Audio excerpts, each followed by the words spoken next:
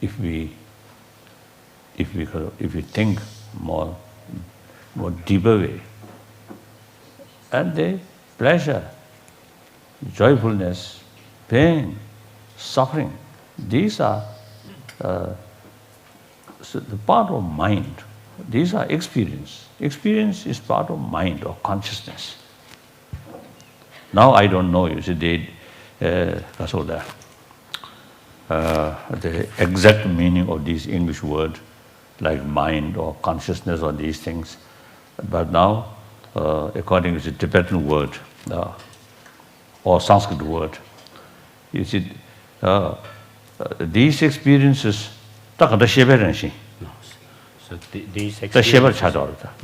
So experiences of pain and pleasure are within the nature of the mind itself. So they are consciousness of mind. These flowers, no experience of pains and pleasure, because no consciousness. Insects, they have the experience of pleasure and pains, because they have the consciousness. So naturally, all our experiences, pains and pleasure, joyfulness, or these things are part of mind.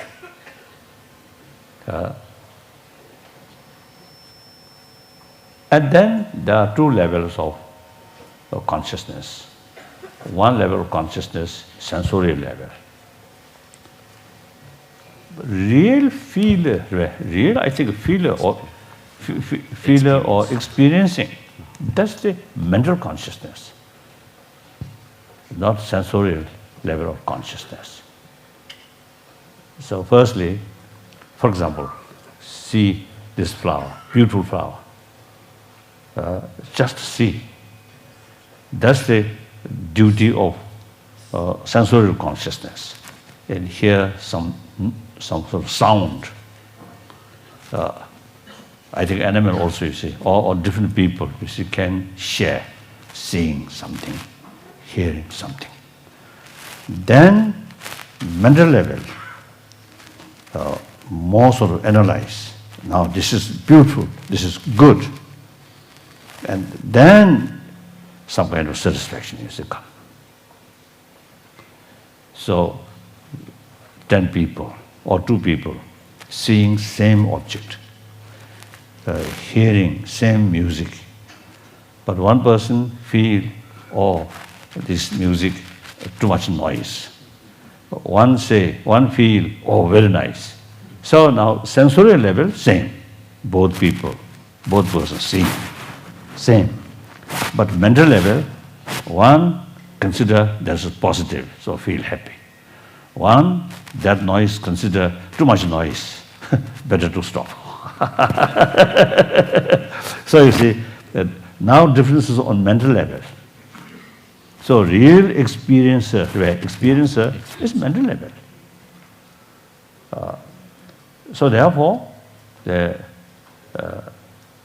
we have to make a distinction, sensorial level of pleasure.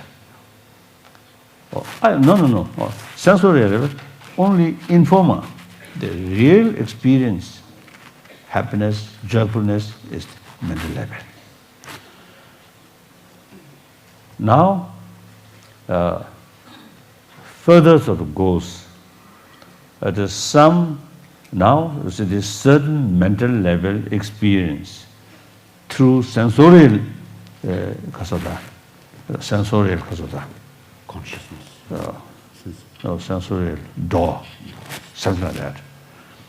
These mental levels of satisfaction, they entirely depend on something, external thing. Unless you see the flower or music there, you see, you not get that kind of mental level satisfaction. Clear? So long the sound, music there, you feel some satisfaction. Then the music is end. Now no longer that kind of a feeling. Now another level, another kind, mental level itself, you see, develop some sort of source of satisfaction, not depend on sensorial consciousness. Now, such as faith. Faith is not sensorial level. It's a sensorial level. You see, seeing, for Buddhist, you see, seeing Buddha's sort of statue. Just you see, seeing that.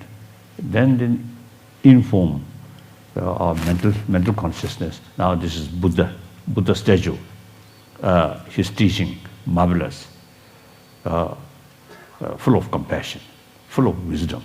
So then mental level, some kind of today, because of the satisfaction. Similarly, those theistic religion, when you see the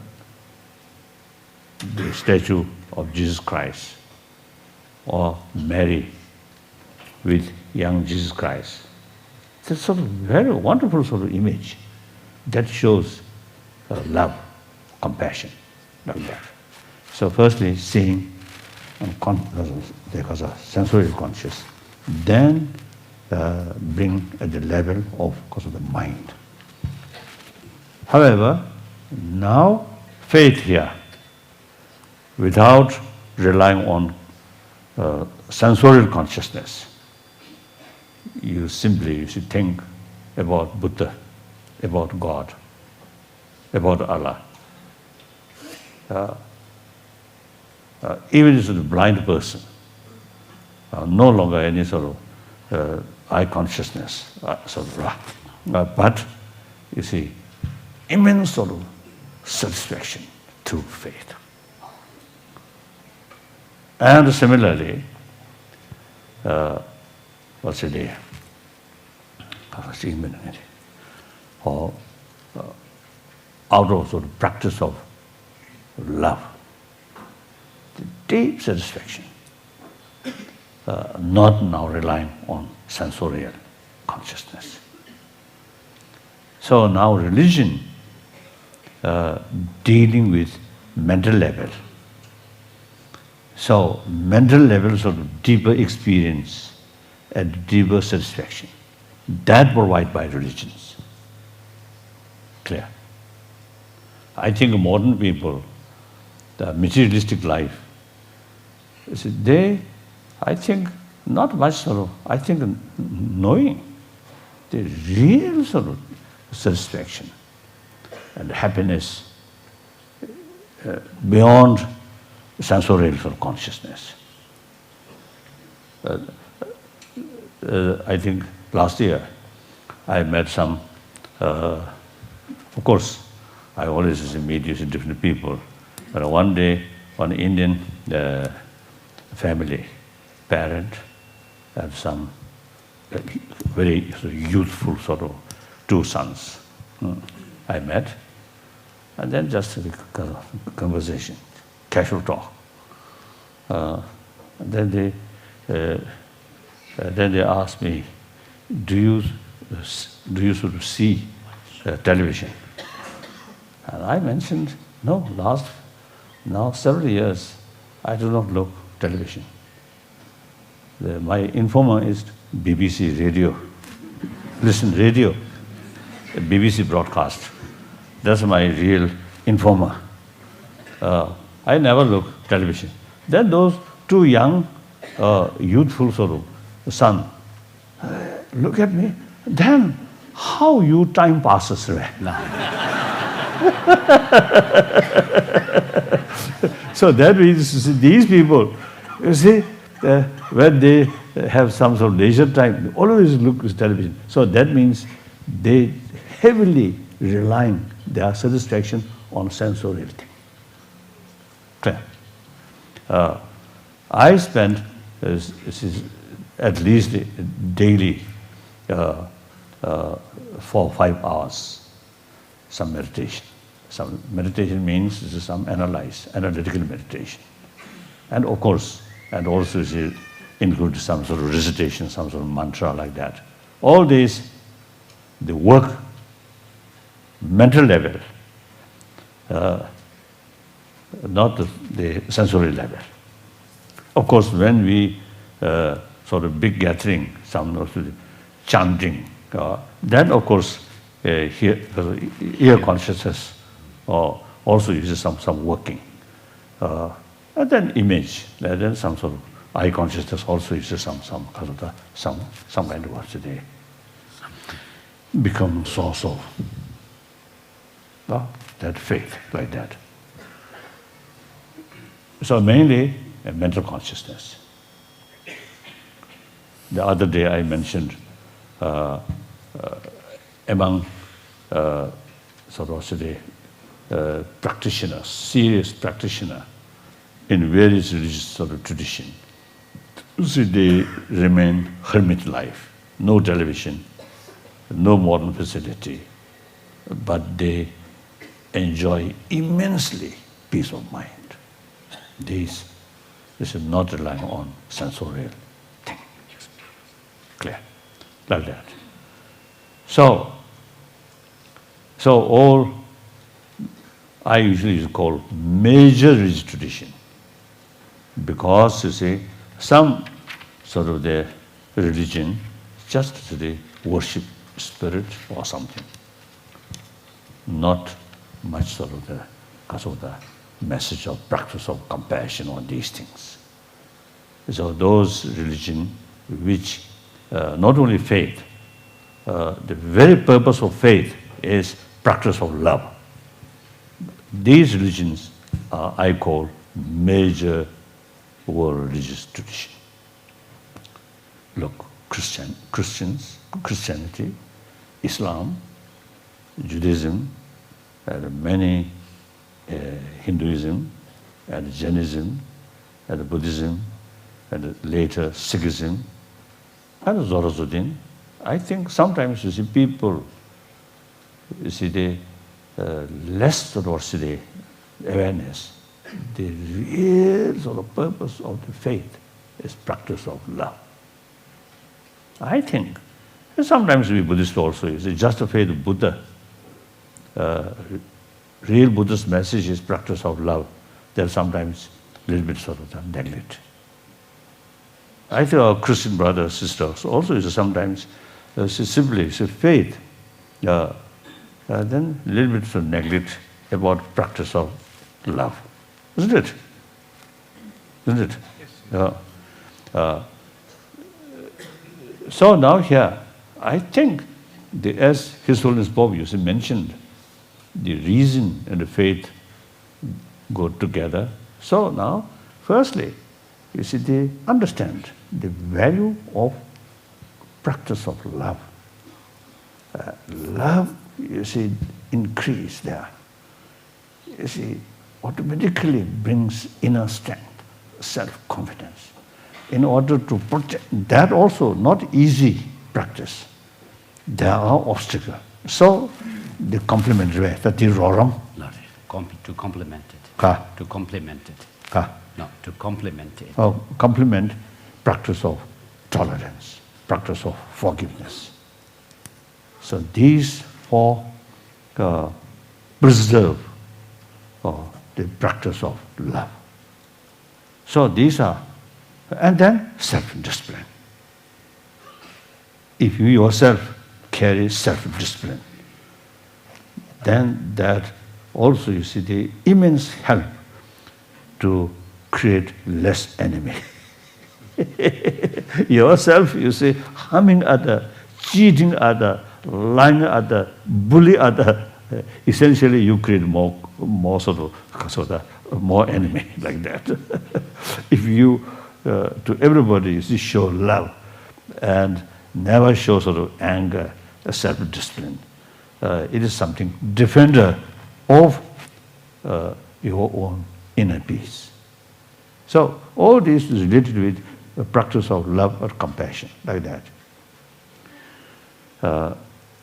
So then is the faith, the source of that practice. Now, the source of that practice now to theistic religion. God, and everybody, you see, every sort of theistic religion is described, God is infinite love. We are created by that God.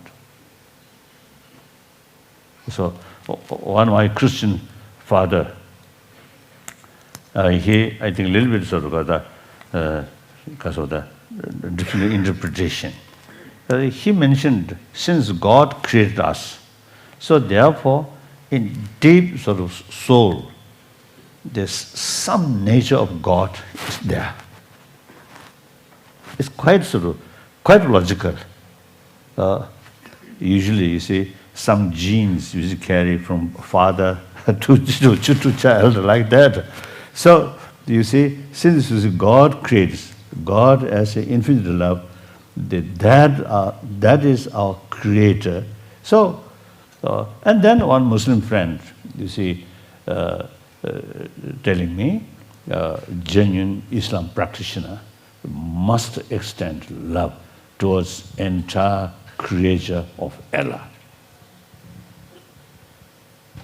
So, the faith creator use the to boost to strengthening the willingness of practice of love, like that. I think, frankly speaking, without practice love, just a faith, then seems to see a faith something like dry faith. Isn't it? Do you agree that? Support that? Faith without works is dead. Huh? Faith without works is dead. Kasa. Faith and love go together. That's right, that's right. So that's theistic religion. The non-theistic religion, law of causality. That means if you harm other, you get suffering. If you help other, you get benefit. That's the result and action. Action as a causes. So good cause brings good result. Bad cause, bad action, harming other, bring more because of the pains or suffering on other. That's bad action. So result, you will get more negative consequences. So these things, you see, mainly for, because of the practice of, for practice of love. So all major religious tradition emphasizes importance of love. So, irrespective whether believer or non-believer, you see, that should understand the ultimate source of happiness, happy life is within ourselves.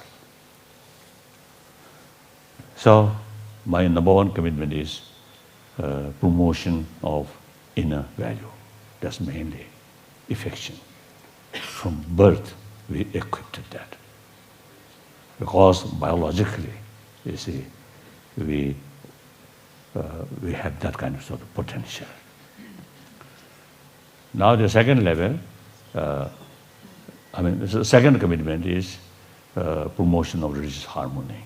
Now I already touched the all major religious tradition. In the philosophical field, there's big differences. Some say there's creator, some say no creator. Big differences, but both, you see, carry the same message. So these different philosophical views are actually strengthening the practice of love, compassion, like that. So at this moment, harmony among the different religious traditions is extremely important. It is very possible.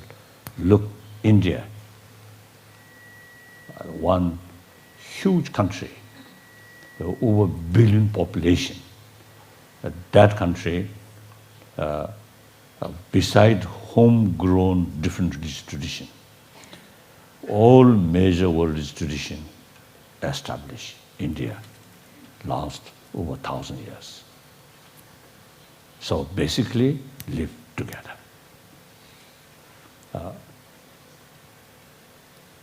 So is those Indian Muslim, from their childhood, they take for granted there are different traditions, different religious traditions. So automatically, you see, different traditions are very familiar in their mind.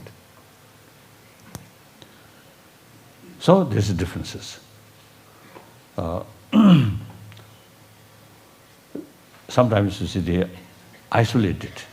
I think my own case, I think we Tibetan Buddhists, when we were in Tibet, you see, we feel we have the sort of concept, Buddhism is the best religion. Hopefully all sentient beings should follow Buddhism, or that kind of sort of thing. After I came to came to India, you see, also they contact the people from different faith, like Christian. I think my meeting with late the Thomas Merton, Trappist monk from America. We, I think, spent at least 3 days, each day 2 to 3 hours, talk, exchange their experience and their sort of views, their tradition. So I consider, you see, he was the real, because of the introducer, right? No. He was the real person who introduced me real teaching of Jesus Christ. And similarly, met a number of sort of non-Buddhists in India, some Hindus, some Muslim, like that. So, and then the Muslim, one Muslim friend, you see, as I mentioned earlier, you see, there must, you see, extend our love to entire Creator, Allah. Then he mentioned any Muslim who creates bloodshed is essentially no longer Islam practitioner. And then also, you see, the meaning of jihad. Some people, you see, consider jihad is something, or because of the attack or the, no. The real meaning of jihad is combat your own negative emotion. That's the same. That Buddhism also is a practice of jihad. A Christian also is a practice of jihad. It's evil, sort of evil emotion.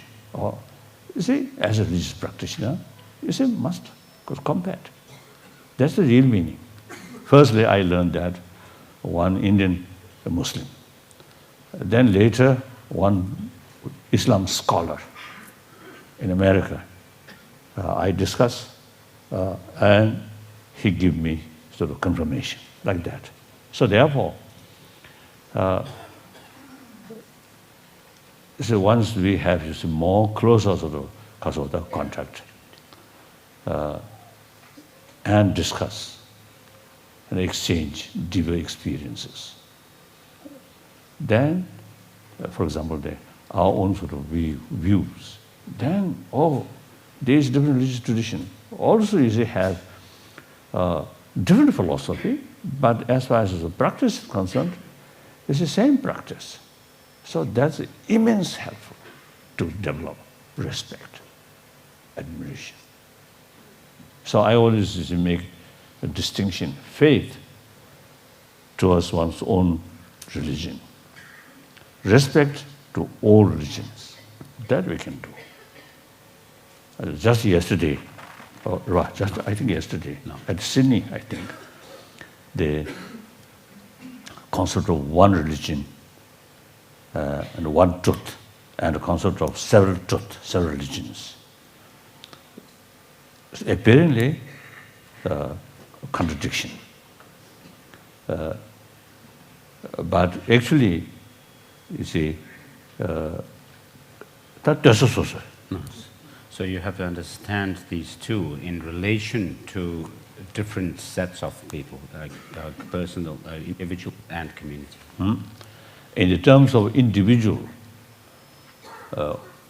one religion, one truth is very relevant. In terms of community, several people.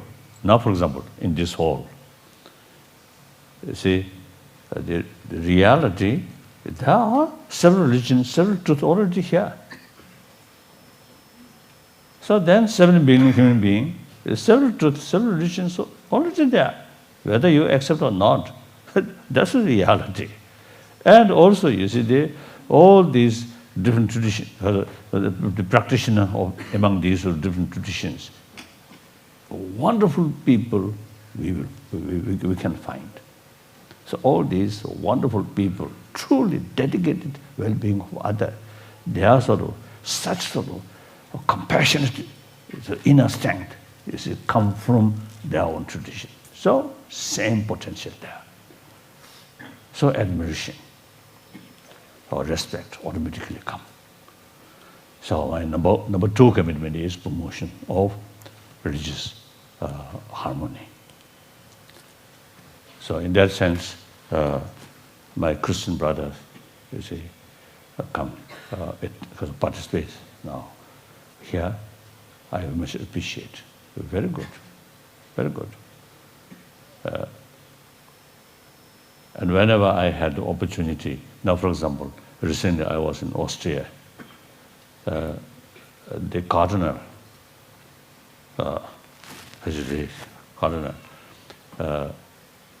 you see, one I think press meeting or something, is a cardinal, is a camp. Cardinal Simarveta, I think leader. No.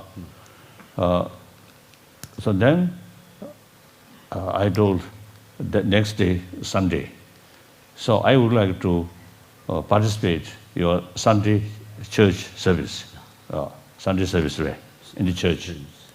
And I went. Strictly speaking, I am a non-believer. I remain there as a serious believer.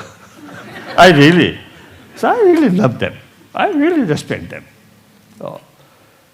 So then he invited, then the big church service there.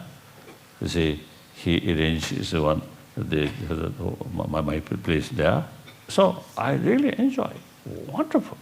Then another, I think in England one time, you see, now here, one of my difficult experience, one time in John Main followers, small center in England. They invited me to teach gospel.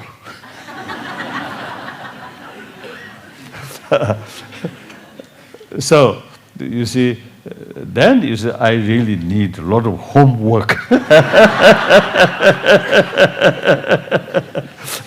So, before each session, say, I learn from Father Lawrence. Father Lawrence, yes. Father Lawrence. This is some discussion. And then, of course, I use the certain Buddhist